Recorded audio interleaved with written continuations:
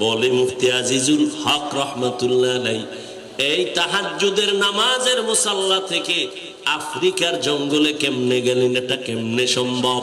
দুনিয়ার বিবেক বলে হবে না, অসম্ভব।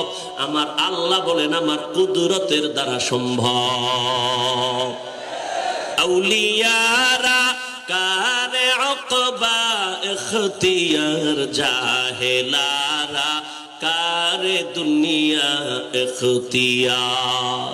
কেশে মুফতি আজিজুল হক রহমাতুল্লাহ আলাইহি, আমরা গলা ফাটাইয়া বয়ান করতে করতে বেহুশ, এরপরেও মানুষের অন্তর নরম হয় না, পরিবর্তন আসে না। আর মুফতি আজিজুল হক রহমাতুল্লাহ আলাইহি এমন একজন ওলিয়ে কামেল, এমন একজন আহলুল্লাহ, স্টেজে বৈশা নাহমাদুহু বলে যখন টান দিতেন, ময়দানের মানুষের কলবের মধ্যে পরিবর্তন শুরু হয়ে যাইত। তার এই হাতে গড়া মেহনতের এই বাগান, ও আল্লাহ আপনার ওই খাস গোলামদের রুহানি ফায়েজ ও বারাকাত আমাদের দান করেন। আরো আস্তে করে বলেন আহ কি মিনহু, আমি তার থেকে ভালো, আমার থেকে ভালো আর কেউ নাই, আমার মতো ভালো বক্তা কেউ নাই, আমার মতো ভালো আলেম কেউ নাই, আমিতে সব ধ্বংস হয়ে গেল। এক বক্তা স্টেজে বয়ান করতেছেন, মুফতি আজিজুল হক রহমাতুল্লাহ আলাইহি তিনি সভাপতি হয়ে বসে আছেন। বক্তার বয়ান এত সুন্দর, এত সুন্দর, ময়দানে মনে হয় যেন কান্নার আওয়াজ, কিয়ামতের মাঠ। মুফতি সাহুজুর রহমাতুল্লাহ আলাইহি বক্তা সাহেবকে বললেন একটু বয়ান বন্ধ করেন। মাইকটা হাতে নিয়ে দাঁড়াইলেন, দাঁড়ায় বললেন, ও শ্রোতা আল্লাহর গোলামেরা, এই বক্তার বয়ান আমি বন্ধ করে আমার দিলের একটা তামান্না চলে আসছে।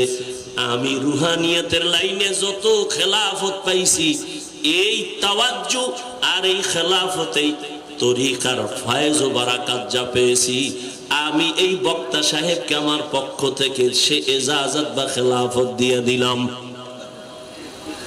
খেলাফত দিয়ে দিছেন, খেয়াল করেননি? বক্তা সাহেবকে হুজুর বললেন এবার আপনি বয়ান চালু করেন। বক্তা সাহেবকে খেলাফত দিয়ে দিলেন।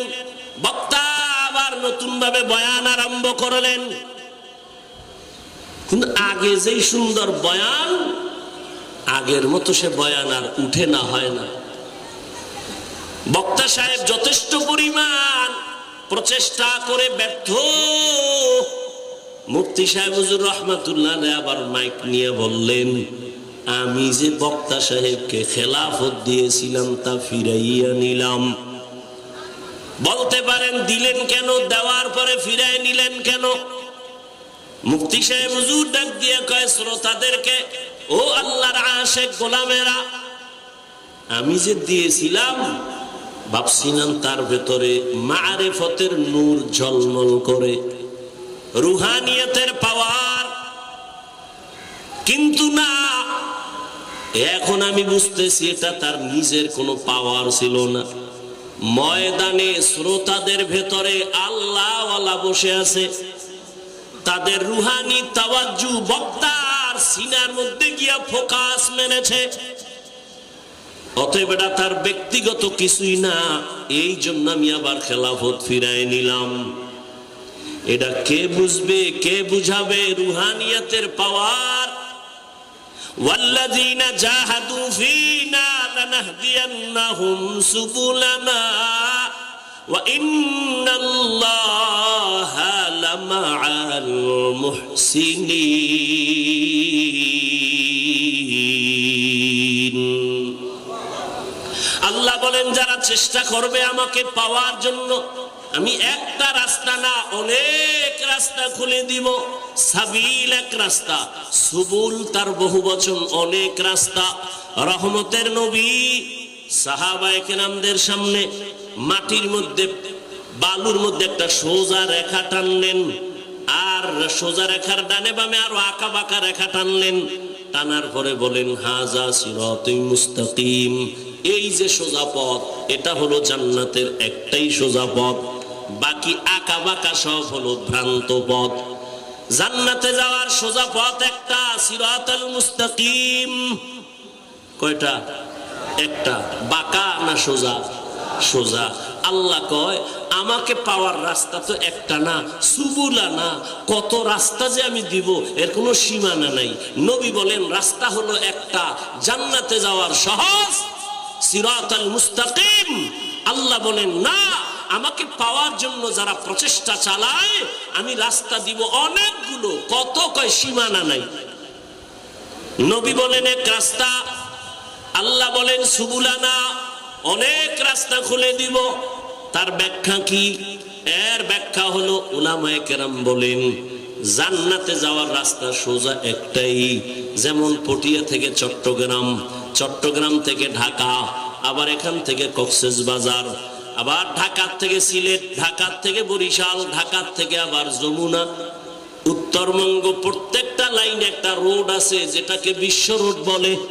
এই বিশ্ব রোড একটাই হয়, বিশ্ব রোড একটা, কিন্তু বিশ্ব রোডে ঢুকার জন্য ডানে বামে আরো অনেক শাখা রোড থাকে।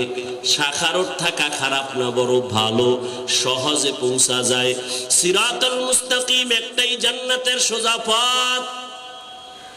আল্লাহ যে বলেন লানাহদিয়ান্নাহুম সুবুলানা, আমি অনেক রাস্তা খুলে দিব।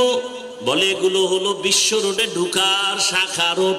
বলে কেমন? বলে ইমামে আজম আবু হানিফা রহমাতুল্লাহ আলাইহি বিশ্ব রোডের সাথে একটা রোড তৈরি করলেন।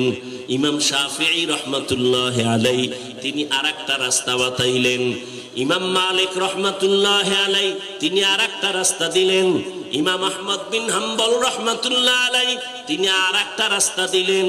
যত রাস্তায় তুমি দৌড়াও, যে কোনো রাস্তায় যাবা, ইমামে আজমের রাস্তা ধইরা চলো, কিছু দূর গিয়া দেখবা বিশ্ব রোডের সাথে সংযোগ আছে। ইমাম মালিকের রাস্তা দিয়ে যদি চলতে থাকো, কিছু দূর গিয়া দেখবা সিরাতাল মুস্তাকিম বিশ্ব রোডের সাথে সংযোগ লাগানো। ইমাম আহমদ বিন হাম্বলের রাস্তা দিয়া বাতানো পথে যদি চলো, কিছু দূর গিয়া দেখবা সিরাতাল মুস্তাকিমের রাস্তার সাথে সংযোগ আছে।